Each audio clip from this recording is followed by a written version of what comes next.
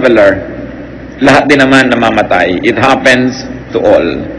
So the teacher finds it unfair. In fact, the teacher wants better treatment for the good, yung good people. But there's one trouble with that idea, because there is no one really good enough. Kung ang gusto ni Solomon, yung mga mabubuti, maganda ang treatment sa kanila ng kapalaran, at yung masasama, pangit ang treatment sa kanila, sino ba naman kasi talaga yung mabuti? Baka walang mag-qualify. Kaya kung tutuusin, lahat nga ng tao ay pinapalad pa. Kasi hindi lahat ng mga kasalanan natin ay tinatanggapan natin ng sapat at ganap na parusa. Marami sa atin humihingi tayo ng justice from God. Mag-ingat-ingat tayo dyan dahil baka nga ibigay sa atin. Justice means the good is rewarded, the bad is punished. At kung minsan kasi selective lang ang ating pagtanaw, ang nakikita lang natin the good that we do, we forget the bad that we do, so we seek God's justice. Kung paano kayo ibigay nga sa injustice that all the bad things you do get punished? Baka mas marami pa yun kasi sa good. Kaya pasalamat nga tayo that God is not always just, but in fact God is merciful. That God is more merciful than He is just. Marami siyang pinapatawad at marami siyang pinapalampas. At napakabuti niya kahit kuminsan ay hindi naman tayo mabuti. Ecclesiastes 9:4-6. Anyone who is among the living has hope. Even a live dog is better off than a dead lion. For the living know that they will die, but the dead know nothing. They have no further reward, and even the memory of them is forgotten. Their love, their hate, and their jealousy have long since vanished. Never again will they have a part in anything that happens under the sun. This is not a bleak look at death. Ang tinitingnan dito ni Solomon, yung physical, earthly death. At sinasabi niya, kung nabubuhay ka pa, may pag-asa ka pa. Kaya mas mabuti pa kung aso ka na buhay kaysa leon ka naman na patay. Sabi niya. Yung buhay, at least alam pa niya na mamamatay siya. Pero yung patay, sabi niya ganun, wala na yung consciousness na nangyayari dito sa earth. Siyempre, nag-iba na yung consciousness mo. That in a twinkling of an eye, you're changed. You go back to your spiritual form. You get detached from your body. Kaya parang damit na hinubad mo lang yung katawan mo pag namatay ka, hindi na ikaw yon, yung naiba ka na. Kasi sinasabi ni Solomon, kaya pag namatay ka na, wala ka ng consciousness tungkol dito sa lupa. Hindi ka na nakikialam tungkol dito, iba na ang iyong pinapahalagahan.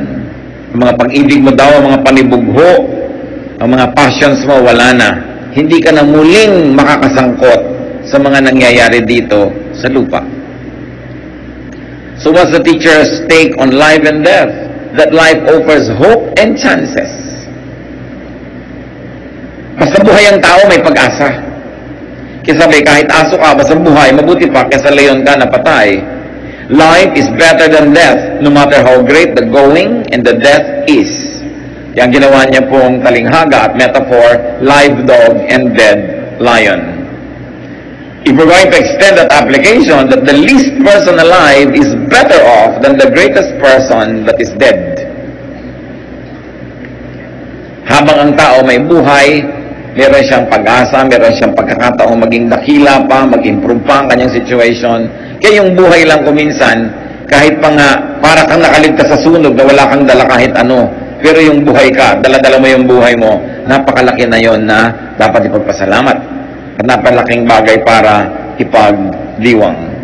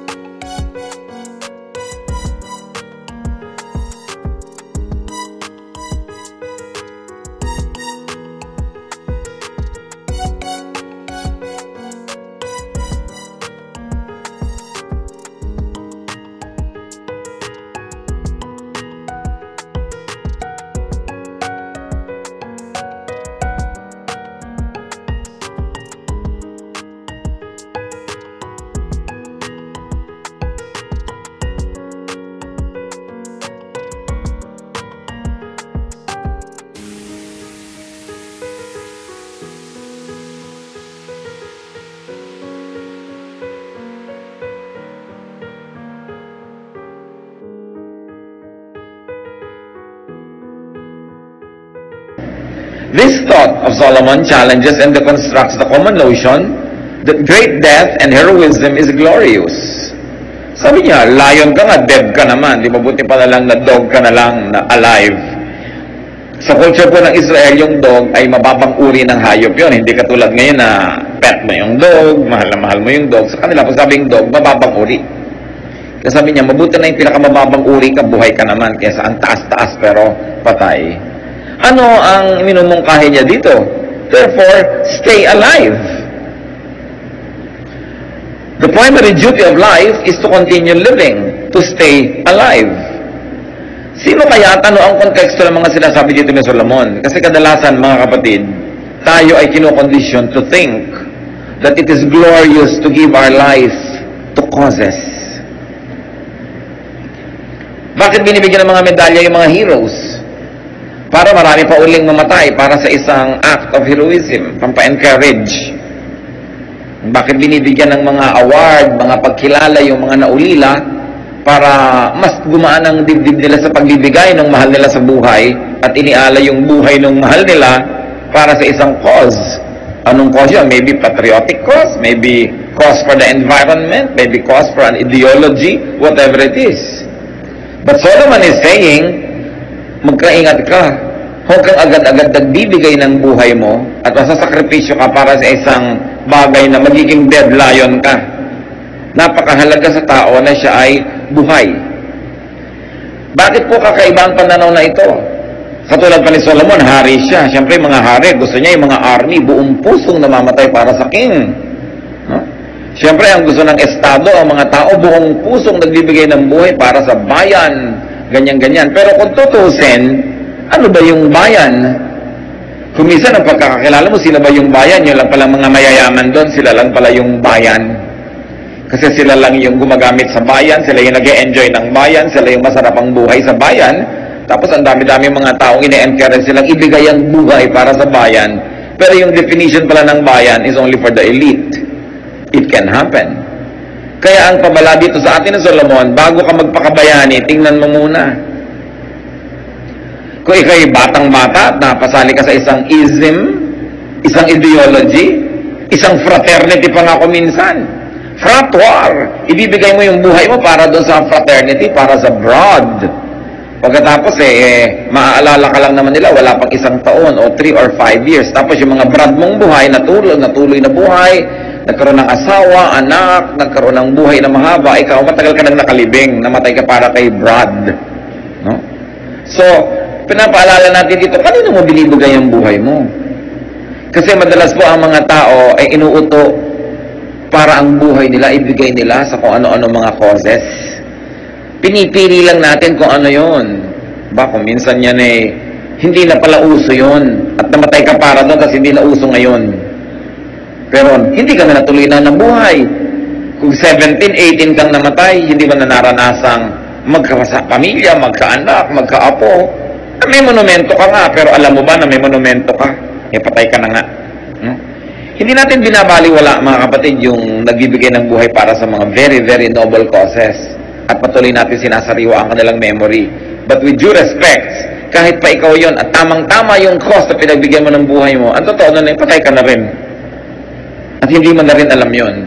At kung minsan nagiging unfair ka, halimbawa sa nanay mo, sa magulang mo, ang aga-aga mong namatay, hindi ka malang nakapaglingkod sa kanila, hindi mo malang sila namahal. O kaya naiwan mo agad ang asawa mo o mga anak mo dahil yung buhay mo ibinigay mo para sa kung anong cause. Hindi ko sinasabing huwag tayong magpakabayani, pero piliin ninyo kung alin ang mga karapat dapat na pag-alayan ng buhay. Because you live only once on this earth.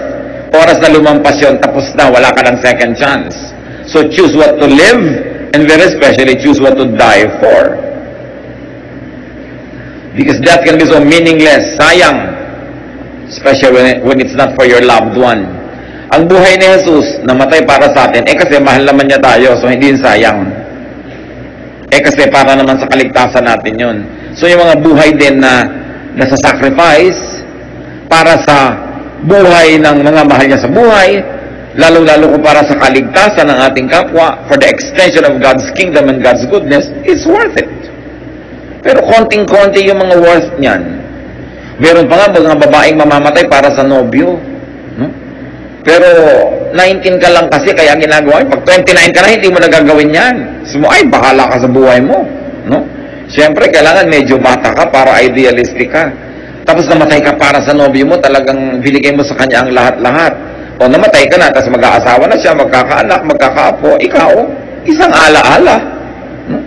Siguro tumutugtog ang piano pag naaalala ka niya, pero wala ka na. Bagamat kung napunta ka sa Panginoon, may ibang buhay ka na doon, pero wala ka na rin dito. Hindi mo na nalasap ang dapat lasapin. So, be careful what you would like to die for. Not even for the king or not even for the state. It depends on the state. Anong klaseng state? Anong klaseng bayan? Anong klaseng pamahalaan? Ang pagbibigyan mo lang yung buhay. Habang nagbibigay ka ng buhay mo, nagpapasasa pala yung iba sa dugo na isinasakripisyo mo. Kaya ang itinuturo ni Solomon dito, hindi sa huwag pahalagahan yung mga ganyang bagay, kundi ang buhay napakahalaga. Dapat hindi ka madaya, hindi ka malugi, at hindi ka madaan sa propaganda o pambobola ng mga makapangyarihan na gusto ka lang gamitin para sa kanilang kapakanan. In other words, don't be a needless hero. Don't die a meaningless death. So what's the teacher's take on death? That death ends earthly consciousness, earthly feelings and involvement and participation. Pag ang tao namatay na, putol na ang relasyon niya sa mga bagay na makalupa.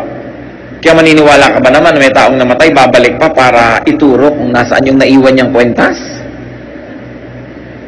Halimbawa, nagpunta ka sa hell, papayagan pa bang umalis doon para ituro mo lang kung nasaan yung kwentas? O kung nando ka na sa piling ng Diyos, nasa heaven ka, aalis ka pa ba doon para lang ituro mo yung kwentas? So, hindi ganon, hindi tayo nai-involve sa ganong mga maliliit at mabababaw na bagay. What are the other implications? That death releases people from earthly cares. Not that you don't care, but you are released from earthly and heavy burdens of caring. Death disconnects people from earthly concerns. Anong application yan, mga kapatid? Live while alive. Mahilig ka palang kumain ng siniguelas, kumain ka na ng kumain ngayon kasi pagka sumakabilang buhay ka, wala na yun.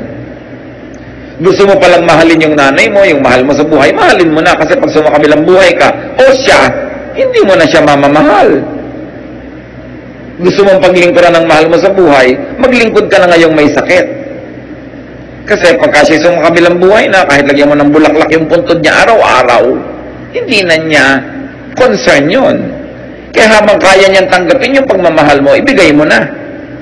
At habang kaya mo magmahal, magmahal ka na. Para kung sakasakali na ikaw ang sumakabilang buhay, o siya, wala kang pagsisisi. Kasi sasandali ang buhay. At hindi naman nagpapaalam yung mga namamatay. Bihira yun. Diba? Minsan biglang-bigla ka. Akala mo, magtatagal pa. Gagawin mo pa sana ng paraan. Ipagpaparty mo pa sana yung nanay mo. Pero umurong na ng umurong dahil ngayong taon tinamad ka o next week, umurong na, namatay na bigla. Hindi mo na maipag-party. Kaya sabi nga, kung may mamahalin tayo, may gagawin, gawin na. Dahil, pag naputol na ang buhay dito, may ibang buhay na pagkakaabalahan yung tao, yung espiritu niya. Kaya dito na tayo magmahalan. But the nice thing about it, brothers and sisters, is that death releases people from earthly troubles. Napapawalan tayo, lalo't hirap na hirap ang katawan at may sakit. Lalo't alam mo ang espiritu ay babalik na sa Diyos. Ayaw mo man, pero niluluwagan mo ang loob mo. Pinapayagan mo na. At nang sa ganon ay makalaya na rin sa mga hirap. Ano nga ba naman ang saysay na nabubuhay kang puro hirap yung katawan mo? Hirap na hirap na hirap. Naghihintay naman ang Panginoon sa kabilang buhay para bigyan tayo ng ginhawa. Kaya, meron na namang isang application yan. Habang kaya ng katawan mo na mag-enjoy ka. Sa paraang hindi ka nagkakasala, nagkakamali o gumagawa ng mali sa kapwa at sa Diyos, pero enjoyan mo na. Kasi kung minsan, nagkakasakit ka, hindi mo na kaya. Kung minsan, hindi mo na kayang kumain. Namamaga ang lalamunan mo, hindi ka na maka-enjoy. So habang hindi ka na mamaga, dapat pinapahalagahan mo yun at ginagawa mo yung dapat mong gawin.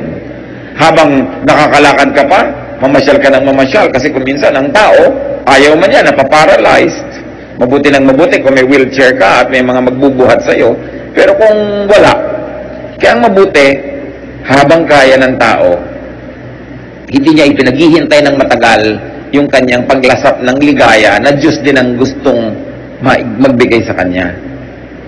Nagsisave ka, yes. But don't save too much na tuloy hindi ka na nag-enjoy today, hindi ka na nag-enjoy next week, hindi ka na nag-enjoy next month. Kasi ang pinagsasavean mo, retirement 20 years from now. Pwedeng dumating yun, kung hindi. Kung ika 19th year, sumakabilang buhay ka, di wala ka nang na-enjoy doon. So ano po ang buhay na magandang i-apply natin dyan? Kasi si Solomon, very practical yung wisdom niya. Meron akong income ngayon, magsisave ako ng konti para sa future, gagastos ako ng konti ngayon. Para kung hindi na dumating yung future, hindi na ako nalugi kasi nag-enjoy na ako ngayon. Ngayon, kung dumating yung future, hindi rin ako lugi kasi nag-save naman ako para doon. Kailangan, everyday meron kang kasiyahan, meron kang pang isang linggo, na kasiyahan na once a week, ina-enjoy mo yan, merong once a month, merong once a year, pero hindi yung puro hirap, iniipon mo ng lahat yung saya mo sa dulo. Kailangan a little of everything. A little work, a little suffering, a little enjoyment is experienced every day, if not at least every week. Para ang buhay na a-appreciate natin. Pag tayo sumakabilang buhay na, iba na ang ating pagtutuunan ng pansin. Kaya ang sabi ni Solomon sa Ecclesiastes 9:7-10, Go, eat your food with gladness, and drink your wine with a joyful heart. For it is now that God favors what you do. Not yesterday, not tomorrow, now. Yung pong now, mga kapatid, ang bilis lumipas. Maya-maya lang, tapos na tong now na to. Promise. Sandali lang yun, tapos na. Naranasan nyo ba na meron kayong party pinaghahandaan, mga 2 buwan, 3 buwan yung hinahanda, tapos yung party na tapos na agad. Halos hindi nyo naramdaman. Tapos bukas, hanggang sa dulo na yan, puro na lang past tension. Tapos na. So, anong lesson? Habang nangyayari yung event, mag-slow motion kayo ng panahon and enjoy it. Enjoy it. Katulad halimbawa ng mga babaeng ikakasal. Ang gusto siyempre, mahaba ang lakad. Yung iba, Pastor, gusto ko pong mahabang lakad. Magsimula ka na sa Dito Cruz. Haba talaga nun, kung gusto mo. O gusto mo, tugtog cha-cha para may atras. Ang tagal mo. Kasi pag dumating ka na dito sa dulo, tapos na. Diba? So, tagalan mo na. Iba naman ang pagmamadali kasi ninenervyos. Savor the moment. Magbabakasyon kayo, enjoy it. Huwag kang masyadong lagi nag-aapura, nagmamadali. Sobrang nagra-rush. Kasi mamaya tapos na. Nakauwi ka na, tapos na yung bakasyon, wala na.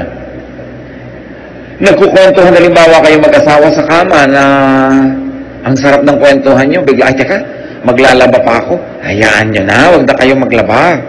Diba yung, hayaan nyo na, isuot nyo na lang uli kung gusto nyo. Pero, kailan pa babalik yung ang ganda ng kwentuhan nyo? Hindi mo pwedeng, teka lang ha, maglalaba lang ko, pagbalik mo, o ituloy natin. Wala na yung spirit ng kwentuhan. Tapos na. Kumakain kayo, ang sarap ng kain nyo, huwag kayo magkapura. Kung hindi naman life and death yung nakataya, ay, hayaan mo na, balate ako ng konti, o mag-cancel ako ng activity kung kaya ko kasi bihirang nagkakainan tayo na masaya. In other words, brothers and sisters, enjoy the now. Pag pinalampas nyo yun, kahit ano pa ang pagsasentimiento nyo gawin, hindi na yun babalik. Kaya kailangan enjoyin. Meron naman yung kabaligtaran. Halimbawa, hindi enjoyable yung moment, nabalian ka ng paa, nakasemento ka sa ospital, 2 buwan ka doon, ang sabihin mo, lalampas din to. Kasi lalampas din. Magiging past tense din yun. Ang mahalaga lang, lampasan mo yung hirap, at pagdating ng bukas, gising ka pa, at buhay ka pa. Kaya masarap din na lumilipas ang panahon Kasi ibig sabihin, walang pagdurusang permanent. At yun namang pag-enjoy, bagamat hindi permanent, pwede mong lasapin. Pag kumakain kayo, mga kapatid, huwag isang kagat, lulon. Bakit? sa bibig lang masarap ang pagkain. Paglampas dito, sa lalamunan, malaking trabaho na. Diba? Hirap na hirap ang tiyan mo, ang bigat-bigat ng feeling mo. Trabaho na yan, ang sarap habang nandun siya sa dila kasi nandun ang taste buds. Therefore, pag kumakain, lasapin. Diba? Huwag yung lulon lang ng lulon, nagmamadali. Biruin nyo, magmamadali kayo. Dahil sa breakfast, wala na kayong oras.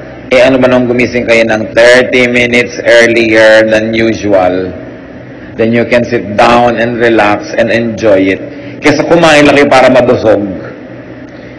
Masyadong mababa yun, panghayop. Yung kumakain lang para mabusog. Kasi ang tao dapat kumakain para masiyahan. Kaya ang tao kung ano-ano na-invento, niluluto yung pagkain, inilalaga, piniprito, pinapalamig, may pinapalutong, may pinapainit, para masarap. Why? Because God likes you to enjoy. Bakit alam niyo na gusto kayong mag-enjoy ng Diyos? Nilagyan kayong taste buds. Pwede namang wala eh. Lulunin mo na lang at nang buhay ka. Pero ang bait-bait ng Diyos, He placed nerve endings in the most correct parts of our body to enjoy everything. God wants you to enjoy. Kung minsan ang pagtingin natin sa religion, para ang gusto lang ng Diyos, penitensya, luha, pagdurusa, hindi yun totoo. Hinihingi lang yon kung yan ang kailangan para ma-purify ang ating spirit. Pero kung hindi, God wants you to have fun. God wants you to enjoy. So ulitin natin, sabi ni Solomon, go, eat your food with gladness. With gladness, huwag niyong pinipintasan ang pagkain pagkaharap niyo. Bigyan ng Diyos eh. Hindi, ang tabang, ang alat. Diba? Kung may kaharap ka bang tao na hindi mo gusto itsura, sasabihin mo, hindi mo pinipintasan dahil kaharap mo, yung pagkain. Kaharap mo yan. Bigayan ng Diyos. So, dapat may etiquette ang pagkain. So, eat your food with gladness and drink your wine with a joyful heart. For it is now that God favors what you do. Always be clothed in white. Baka nang bukas, kaputi kayo lahat. Kasi white, sa Israel ang init-init kasi desert. So, yung white, yung linen na white, ang sarap sa katawan. So, ibig sabihin lang niya, kung ano yung masarap sa katawan mo, yun ang isuot mo. Hindi yung, ang girdle mo, talagang hindi ka na makahinga, para ka lang magkabewang. Ano mo ba yung bewang? Diba? Makahawakan lang yan ng mga dumadaan. Ngayon, kailangan komportable ka. Yung nakasapatos ka, galit na galit yung muscle mong ganyan, nangangunyapit ka na, dahil natutumba-tumba ka na. Bakit mo papahirapan ang sarili mo? Sabi ko nun, always be clothed in white. Meaning, be comfortable. And always anoint your head with oil. Ngayon, sa atin, mahirap yung nag-anoint ng oil. Mainit sa atin eh, malagkit. So, iba yon. Ibig sabihin siguro, maglimpo ka ng mukha, mag-refresh ka. Ang gusto lang dito na Solomon, gumana yung pakiramdam. Kailangan masarap ang pakiramdam mo. At sabi niya sa verse 9, enjoy life with your wife, whom you love, all the days of this meaningless life that God has given you under the sun. Remember, enjoy life with your wife, hindi wife ng iba. Your wife. Sabi niya ganon, for this is your lot in life and in your toilsome labor under the sun. Whatever your hand finds to do it with all your might. For in the grave where you are going, there is neither working, nor planning, nor knowledge, nor wisdom. Sabi niya, ano man ang ginagawa mo, enjoyan mo. Hindi yung kakainis, laba ko ng laba. Yung, gagawin mo rin. Hindi ka pa nag-enjoy. Ito yung mga bula, hinihipan-hipan. Nag-enjoy ka. Lalo't hindi ka enjoy, turuan mo ang sarili mo kung wala ka namang choice. Dapat mo rin namang gawin, di ba? Ba't ka magre-reklamo? Hanapan mo ng saya. Para aalis ka doon, enriched by the experience, and you enjoyed it. Kasi ang buhay nga, kahit naglalaba ka, namamalansya, nakalambiking ka sa bus, hindi na rin babalik yung moment na yun eh. Total, nakalambiting ka na, magbaras-baras ka na. Baka ma-develop pa yung mga bicep mo. So, kesa nagre-reklamo ka sa buhay. Marami tayo hindi pwedeng baguhin, mga kapatid. Pero pwede niyong baguhin ang attitude. Pag binago mo yung attitude mo, what used to be torture can now become enjoyable. And it can become an enjoyment. Kaya sabi niya, dress up, comb your hair, look your best. Life is short. So better, enjoy it. At itong dapat mong gawin. Pag may ginagawa ka, do your best. Ang trabaho ba, alam niyo mga kapatid, is an act of worship. Work is an act of worship. Akala niya yung worship, yung hallelujah, hallelujah lang, yung mga taas-taas ng kamay, pakanta-kanta. Well, that is worship. But when you work, you also worship. Because God is the author of work. So pag may tumingin sa trabaho mo, ang ganda naman ang trabaho, nawo-worship ang Diyos kasi Diyos ang Diyos ng kagandahan. Hindi, sino bang gumawa nito? May tiniklop kang damit, parang tinapakan. Sino nagtiklop nito? Hindi mo napapurihan ng Diyos noon. Sino nagluto nito? Walang kakwenta-kwenta. Ngayon, kung mag-uulam ka lang, tuyo at kamatis, sasakatambak lang doon, wala namang kalatoy-latoy. Eh kung may formation siya ng konti, yung kamatis mo, hiwa-hiwang parang bulaklak, sumasaya ang kainan ninyo. You enjoy the moment. Kung hindi kayo nag-enjoy sa buhay mga kapatid, kasalanan nyo yan. Kasi tayo ang umiimbento kung mapapaganda natin o hindi ang isang bagay. So because people die, according to the teacher, you should be happy. You should enjoy life's elements. You should look good. Enjoy with your partner.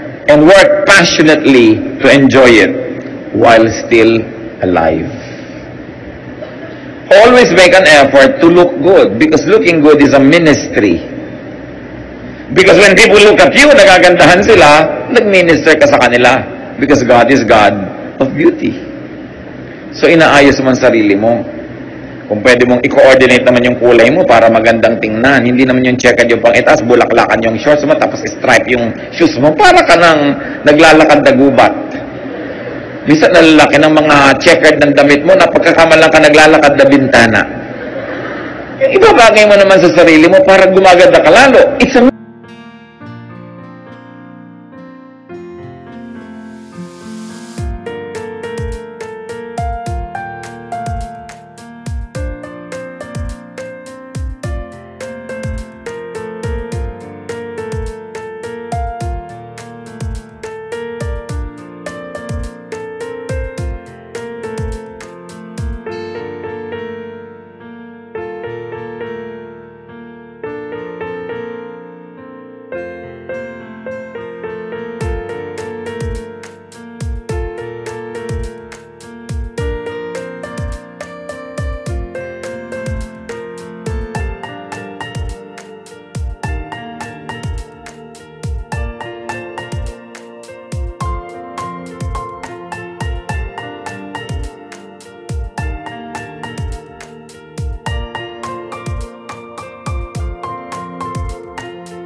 ministry. Ang daming ugliness sa buhay. It's a treat to people when they look at you and they like what they see. Lalong-lalo sa inyong asawa. Diba? Yung mga iba naman dyan, kung kailan nasa labas, tsaka kay ganda-ganda. Kung kailan kaharap ng asawa, nando lahat ng putik sa mukha, mga baterya sa ulo, lahat ng mga nakakabit sa katawan. Eh, yung kasama yung asawa. Kanino ba kayo magpapaganda? Siyempre, sa asawa nyo, hindi dun sa mga tao sa labas. So yun ang number one audience nyo, yung partner nyo sa buhay. Hindi yung pagkakaharap nyo siya, wala kayo, nasa baso lahat ang ngipin nyo. Di ba? Tapos pagkakaharap ang iba, parang perlas yung mga ngipin ninyong ganyan. You choose your audience and you minister to those that love you the most. It is important to give them our best manners. Napakahalaga na, lalo yung mga mag-asawang matagal na, hindi na halos nagbibihis, hindi na nagpapaganda sa harap ng asawa. Maraming mga husbands, hindi na nagtututbrush bago matulog. Complain siya ng maraming wives, husbands. No? Ang kuko, ang dumi-dumi, ang higa nila, grasa-grasa, lalo kung naglinis ng kotse.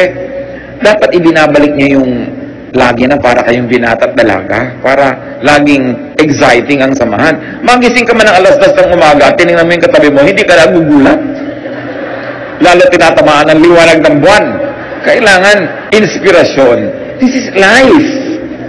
Ay, yung mga may partner sa buhay, gift yan ng Diyos. Yung mga wala, it can also be a giftedness. Pero yung meron, gift yan, enjoy it, hindi tinatoto. Eto na naman to, dumating. Yung dumadating na yung asawa, kailangan handa ka para enjoy ka. Time management. It's very important to listen to Solomon. Kasi yan ang highest praise.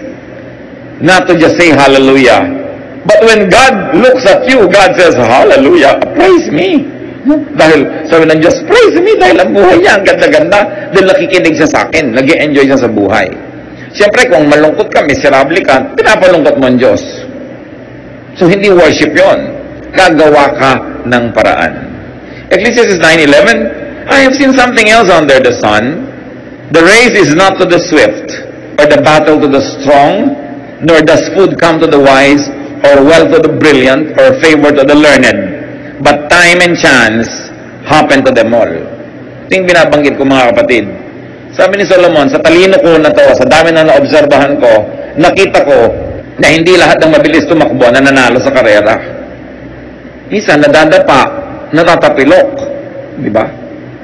Sabi ganoon, hindi lahat ng marunong yumayaman, nagkakaroon ng pagkain. Hindi ko matalino, siya na ang lumuluwag sa buhay. Alam niyo, napansin ko, dinaratan tayo ng mga malas-mala sa buhay. Minsan ikaw yung pinakamaganda, hindi ikaw ang nanalo. Minsan ikaw naman yung pinakamatalino, hindi pa rin ikaw yung panalo. Sabi niya, the fastest runners and the greatest heroes don't always win races and battles. Wisdom, intelligence, and skill don't always make you healthy, rich, or popular. We each have our share of bad luck. So anong logic noon? That logic doesn't work all the time. Kung nagtatanong ka, bakit ganon, bakit ganon? Sabi ni Solomon, ganon talaga. Hindi laging yung inaasahan mo ang mangyayari. Maraming dapat ang hindi nangyayari. Because good luck, bad luck, randomness, and chance all happen. Nasa ng sovereignty na ng Diyos? Nandun. Kasi ayaw din ng Diyos na alam mo na lahat ang mangyayari. Hindi ka na laging aasa, mananalig, lalapit sa Kanya. Pero dahil nga ganun, na kuminsan sinikap mo na ang best, hindi pa rin ikaw yung best, always do your best. When you do your best, the best will probably not always happen, but there is one thing sure, the worst won't. It's not a guarantee that the best will always happen when you work hard, but there's something guaranteed that the worst won't happen to you. Probably hindi lang best ang nangyari, maybe second best, maybe good, but definitely not the worst when you keep doing your best.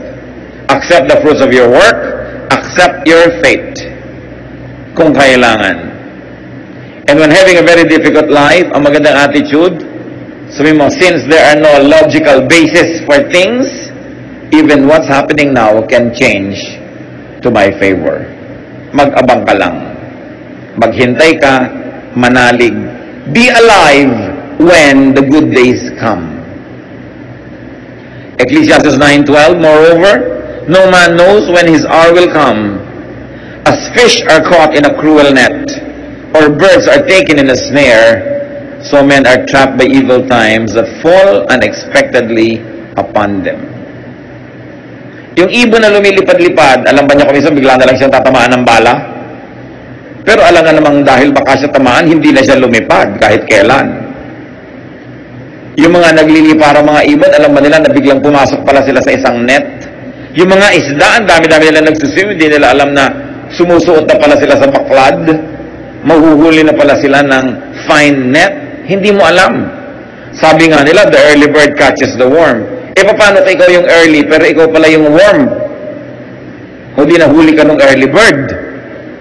Kung naging late ka na worm, hindi ka nahuli ng early bird. Kaya lang, hindi mo naman alam kung kailan ka magiging worm o bird. So early ka na lang lagi. Dahil mas marami yung pagkakataon na ikaw yung maging bird. In other words, none of us know when we might fall victim to a sudden disaster.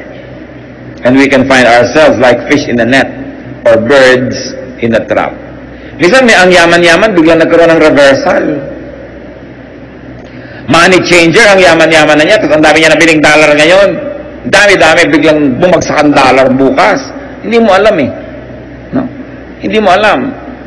Nagtayo ka ng negosyo, kailangan ng pagkarami-raming kuryente, biglang naubos ang kuryente, brown out lagi, naghirap ka. Ayun namang mga may negosyo, bigla ng generator, ng yamanan. Kung may tragedy, laging may umaasenso dyan. Ang mga kalubihan, kapakinabangan lagi ng iba. Because the world runs in balance. Hindi mo lang alam kung sino ka doon sa mga dadapuan ng ganda ng buhay o dadapuan ka ng hirap. So, anong dapat dyan? Be careful, but not too careful. Because when you're too careful, you will not do anything. Sabi nga ni Solomon, if you always watch the weather, you will never plant. Pag lagi kang natatakot, lagi kang sigurista, hindi ka na mag-i-invest kahit kailan. But you calculate your risks. Minimize your risk, but take risks. That's what life is all about. Hindi ka pwedeng super sure. Talagang laging may element ng risk yan. Enjoy freedom and enjoy life whenever possible, because you don't know when your enjoyment might suddenly be taken away. Don't be too optimistic, but also don't be too pessimistic. Huwag ka masyadong negative, huwag ka masyadong positive, gitna ka lang. Keep relying on God. And because bad times can fall on anybody, listen, brothers and sisters, be good to those who fall on bad times. Pagka may mga biglang naghirap, huwag natin sabihin, kasi deserve niya yan eh. Kasi parang sinasabi mo na ako hindi naghihirap kasi ito yung deserve ko. Sinabi na nga ako minsan, hindi naman talaga yung deserve mo, pero yun ang nangyayari. At yun ang hiwaga ng buhay. Pag kasi sinabi natin, yan ang dapat sa kanya. Careless kasi siya. Para na nating sinasabi ang sarili natin, excuse na ako na hindi tumulong kasi deserve niya yung nangyayari sa kanya. And most of the time, when we say that, brothers and sisters, may kapatid ka, pinsan, kamag-anak na biglang naghihirap. Kasi ang yabang-yabang niya eh. Nung araw, gastos siya ng gastos. Tiyakin nyo lang na hindi nyo ginagawang excuse yun for you not to help. Kasi kadalasan, kinoconvince natin ang sarili natin para huwag tayong mag-guilty sa hindi natin pagtulong na, yun naman ang dapat sa kanya. Dahil pwedeng dumapo rin sa'yo ang dumadapong hirap sa iba. Pag hindi ikaw ang dinapuan nun, maging mabuti ka doon sa dinadapuan. Hindi mo kasi alam, baka bukas ikaw naman ang mga ilangan ng kabutihan ng kapwa. Walang sure sa buhay. So ang ginagawa natin, dinadagdagan natin na itinatanim, para kung yung iba hindi tumubo, may isa man lang o dalawang tumubo, buhay ka na. Dinadamihan natin ang ginagawa ng mabuti. 2 o 3 man dyan, hindi tumanaw ng utang na loob, may isa lang o 2 makaalala sa'yo, lalo sa oras na ikaw nang nailangan, malaking bagay yon. Dapat mabait ka sa nangangailangan. Mabait ka sa nagigipit, sa napapahiya, sa nai-embarrass, sa naku-corner, people who are caught in the act, red-handed, no? With something very wrong and embarrassing. Try not to look. So that when it happens to you, people will give you the same courtesy. Always give the charity that you might want to receive in case you become the needy one. Don't burn the bridge over which you too must pass. Don't deny others the same kindness that you might need yourself. And remember, always be thankful that you are on the giving end and not on the receiving end. Kung minsan ang hirap niyan ikaw lang ang may kaya sa inyong magkakaibigan, lagi na lang ikaw ang taya. Pero di ba pasalamat ka, kaya ka nga taya, may itinataya ka. Minsan sa inyong magkakamag-anak, lagi na lang ikaw yung meron kasi ang hirap-hirap nila. Ting kakain na lang, ikaw magbabayad. Ting may family reunion, ikaw magdadala ng ulam. Pero di ba buti nga, ikaw yung nagdadala kasi may dinadala ka. Kesa ikaw yung aasa-asang ano kaya ang dali ng iba. Tapos, insecure ka. Huwag kayo kahit kailan magre-reklamo that you are givers. You become givers only because you have already become recipients from God's grace. Kaya ka lang naman may ibibigay dahil may tinanggap ka na, nauna na, mula sa Diyos, na-advance na.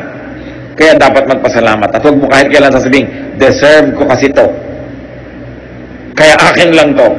Ang tunay nating deserve punishment dahil lahat naman tayo makasalanan. So kung may na-enjoy kang maganda, grasya lang yan ng Diyos, share it with other people. Huwag mong isama ng loob na kumisan, sana ang nasave natin, darling, 100,000 na. Pero dahil yung nanay mo, hingi ng hingi, tuloy 50 na lang. No?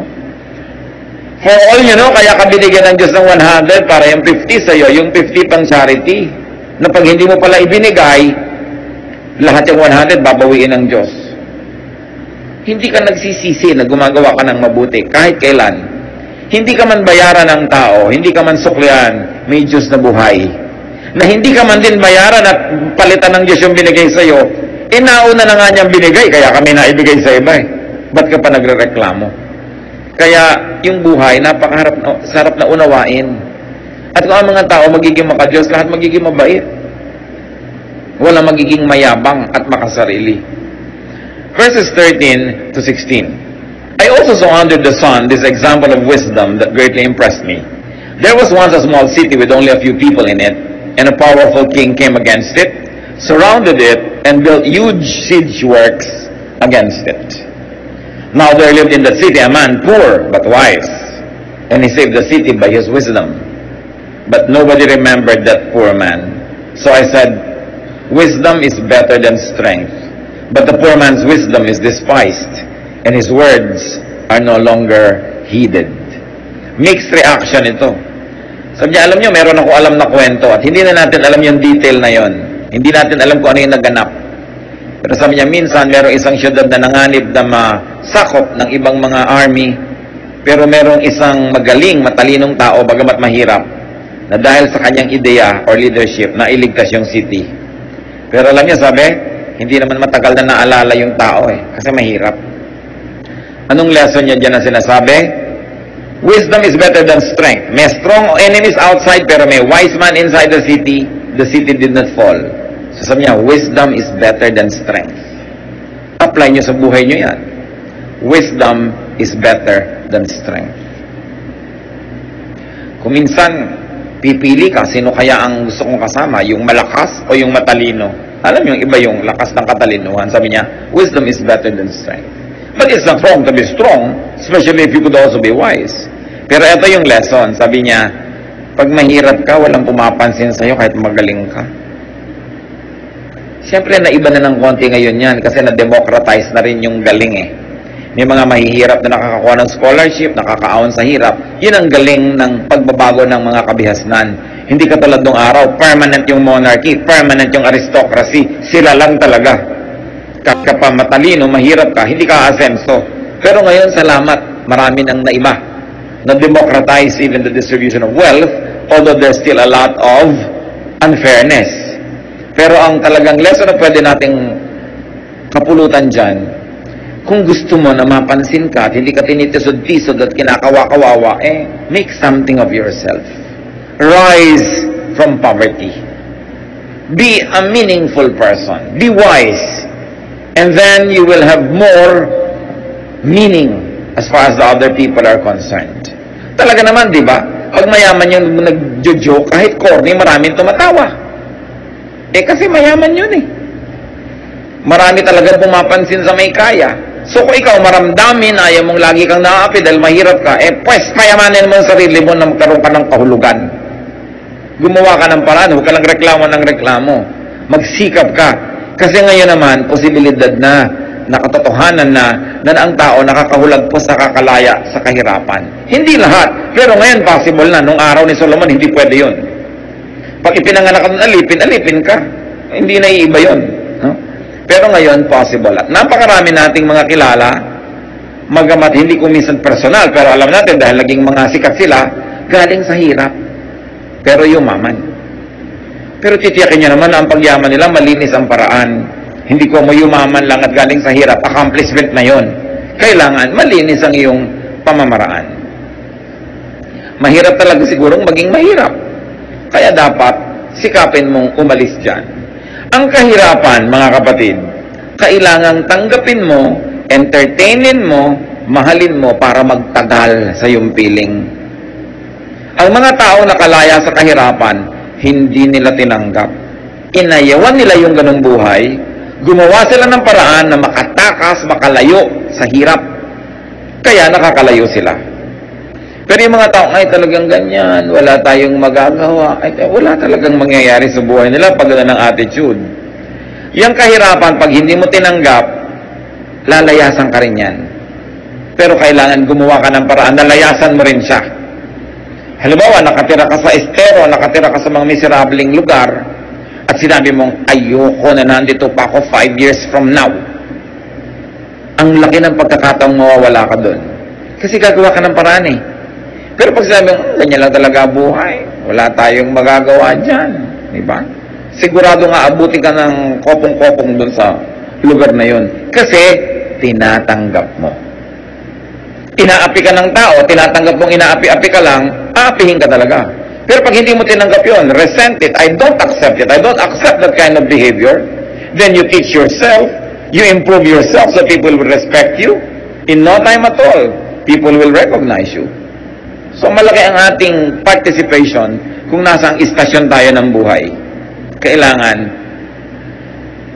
ayawin mo na naghihirap ka sa buhay. Hate poverty so that you will do something to solve it. Kaya nga mga kapatid, isang malaking godliness to solve poverty. Because there are many people with lots of talents, with lots of potential, wala nangyayari kasi sobrang hirap. At nakakalungkot yung mga taong nabuhay na sa hirap, ipinanganak sa hirap, mamamatay sa hirap. Hindi nila na-realize yung mga potentials, yung mga talents na inilagay sa kanila kasi lagi na lang silang busy surviving. Ano magagawa natin? Lalo kung kayo naman yung hindi mahirap. Do something to help those who are very, very poor. Kung kayo yung mga may-ari ng mga pagawaan, mga pabrika, mga opisina, increase naman. Basta kaya ng kumpanya nyo, yung mga benefits, mga sweldo, send people to school, help people get out of poverty. Ang sarap tulungan ng mga Pilipino. Kasi pag tinutulungan mo Pilipino, ang dami-daming nakikinabang. Minsan merong nagtanong, halimbawa, meron akong ganitong pera, kanino ko ibibigay? Sa Hapon, sa Canadian, bawa sa British o sa Pinoy. Sige, bigyan mo sa Pinoy. Theoretical yung usapan na yon. Bakit? Kasi pag binigay mo yan sa Hapon, malamang kanya lang yun. Binigay mo sa British, kanya lang yun. Pag binigay mo sa Pilipino, buong barangay niya may balato. No? Masarap bigyan yung Pilipino, sigurado bibigyan yung nanay niya, yung kapatid niya. Maraming magkakaroon. Kaya masarap na, halimbawa kayo, may empleyado kayo, Pilipino, bigyan nyo na increase yan. Hindi naman sasalohin yan eh. Maraming makikinabang. Kaya dapat tayo ang nagbibigay. And sabi nila, there are only one-fourth of the people of our country are extremely poor. No, yung talagang poor. The other one-fourth poor, pero hindi naman extreme. Then the other one-fourth, kaya naman nila yung sarili nila. Diba? At kaya nilang tumulong ng konti. And then the other higher one-fourth, kaya nilang tumulong. So, yung mataas na one-fourth at yung pangalawang one-fourth, tumulong lang doon sa bottom one-fourth, masasolve ang poverty problem.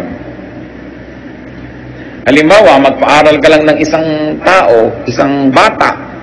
Eh, syempre, pag natutuyo, nagkatrabaho o masenso, tutulungan yung magulang niya, yung mga kapatid niya, pag-aaralin din niya. So, ang dami mo natulungan, isang buong pamilya. So, by sending one person to school, you're actually helping solve poverty. No?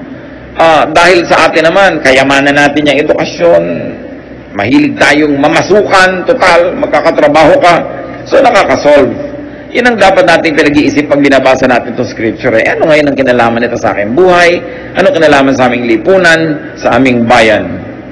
And what's the relationship between wisdom and strength and poverty? According to Solomon, wisdom is better than strength.